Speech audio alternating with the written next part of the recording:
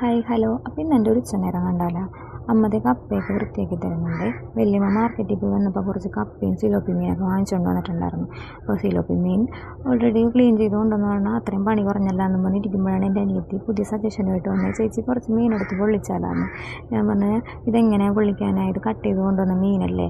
പിന്നെ അവൾ പ്രഗ്നൻറ്റും കൂടി ആയിരിക്കുന്നതുകൊണ്ട് പിന്നെ അവളുടെ ആഗ്രഹം പറഞ്ഞതല്ലേ, ശരി എന്നാൽ ആയിക്കോട്ടെ എന്ന് വിചാരിച്ചിട്ട് മസാലയൊക്കെ തേച്ചിട്ട് മീൻ ഫ്രൈ ചെയ്യാൻ വേണ്ടി വെക്കുന്നുണ്ട് കേട്ടോ. അപ്പോൾ സിലോപ്പി മീൻ ആദ്യമായിട്ടാണ് ഇങ്ങനെ പൊള്ളിക്കുന്നത് ഞങ്ങളുടെ വീട്ടിൽ. അപ്പോഴേക്കും അമ്മ കപ്പയൊക്കെ റെഡിയാക്കി തന്നിട്ടുണ്ട്. കറി വയ്ക്കുന്ന കൊണ്ടിട്ട് ഇങ്ങനെ ഉപ്പും മഞ്ഞളൊക്കെ ഇട്ടിട്ട് ഒന്ന് പുഴുങ്ങിയെടുക്കാമെന്ന് വിചാരിച്ചു. അപ്പോൾ ചെറിയൊരു എരിവിന് വേണ്ടിയിട്ട് 2 പച്ചമുളകും കൂടി ഞാൻ ചേർത്ത് കൊടുത്തിട്ടുണ്ട്. അപ്പോൾ അതങ്ങോട്ട് കുക്കറിലാക്കി അടുപ്പത്ത് വെച്ചിട്ടുണ്ട് കേട്ടോ. പിന്നെ ഇവിടെ എല്ലാവരും സിലോപ്പി മീൻ കഴിക്കാത്തതുകൊണ്ടിട്ട് അമ്മക്കും വല്യമ്മക്കും കൂടി വേണ്ടിയിട്ടും മത്തി വാങ്ങിച്ചിട്ടുണ്ട്. അപ്പോൾ അതിന് വേണ്ടിയുള്ള അരപ്പും കൂടി അടുപ്പത്ത് വെച്ചിട്ടുണ്ട്.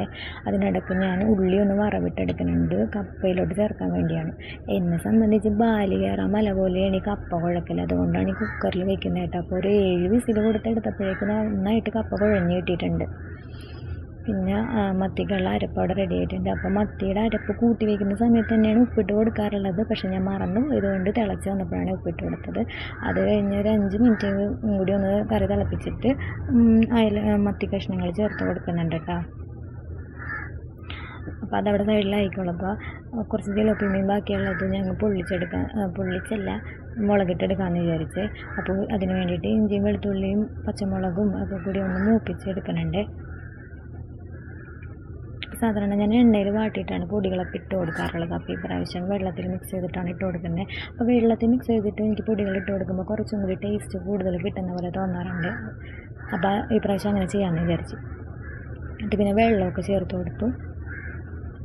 ഇന്ന് കുടംപുളി ഇട്ടാണ് കേട്ടോ മീൻ കറി വയ്ക്കുന്നത്. അല്ലെങ്കിൽ ഞാൻ തക്കാളിയോ വിനാഗിരിയോ അങ്ങനെ മാങ്ങയോ അങ്ങനെയൊക്കെ ചേർത്ത് വയ്ക്കാറുണ്ട്. കുറച്ച് ഉപ്പിട്ട് കൊടുത്തിട്ടുണ്ട്. കറി നന്നായിട്ട് തിളച്ച് വന്നപ്പോഴേക്കും സിലോപ്പി കഷ്ണങ്ങൾ ചേർത്ത് കൊടുത്തേ.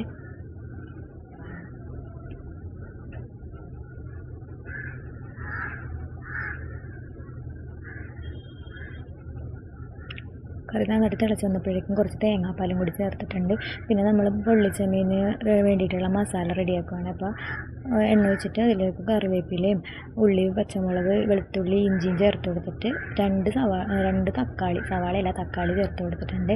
എന്നിട്ട് നന്നായിട്ടൊന്ന് വഴറ്റിയെടുക്കുന്നുണ്ട് കേട്ടോ. അതിൽ കറിയൊക്കെ ഇവിടെ ഏകദേശം റെഡിയായി വന്നിട്ടുണ്ട്. അതിലേക്ക് അപ്പോൾ മഞ്ഞൾപ്പൊടിയും 1 സ്പൂൺ മുളക് പൊടിയും ചേർത്ത് കൊടുത്തിട്ടുണ്ട്. അപ്പോൾ ഉപ്പ് നോക്കിയിട്ട് ഫ്രൈ ചെയ്യലിന് ഓൾറെഡി ഇട്ടിട്ടുണ്ട്. എന്നാലും ഉപ്പ് കുറവാണെന്ന് തോന്നിയപ്പോൾ കുറച്ച് ഉപ്പും കൂടി ഇട്ട് കൊടുത്തിട്ടുണ്ട്. പിന്നെ കുറച്ച് അതിലിട്ട് തേങ്ങാപ്പാലും കൂടി ചേർത്ത് കൊടുത്തിട്ട് നന്നായിട്ട് കുറുകാൻ വെച്ചിട്ടുണ്ട്. നമ്മുടെ ഗ്രേവിയൊക്കെ ഏകദേശം റെഡിയാക്കി ഇട്ടിട്ടുണ്ട് കേട്ടോ. അപ്പം ഞാൻ പിന്നെ പൊള്ളിക്കാൻ വേണ്ടിയിട്ടുള്ള വാഴയിലയൊക്കെ എടുക്കാൻ വേണ്ടി പോയേക്കാണ്. നമ്മുടെ പറമ്പിൽ തന്നെയുള്ള വാഴയിലയാണ് കേട്ടോ. മസാലയൊക്കെ തേച്ചിട്ട് സെറ്റാക്കി വെച്ചിട്ടുണ്ട്. അപ്പോൾ എനിക്കിത് എങ്ങനെയാണ് ചെയ്യേണ്ടതെന്ന് അറിയാത്തതുകൊണ്ടിട്ട് ഞാൻ സിലോപ്പി ആദ്യമായിട്ടാണ് ഞങ്ങളിങ്ങനെ ചെയ്യുന്നത്, പൊള്ളിച്ചെടുക്കുന്നത്. അപ്പോൾ യൂട്യൂബ് വീഡിയോ ഒക്കെ റെഫർ ചെയ്തിട്ടാണ് ഞാൻ ചെയ്തേക്കുന്നത്.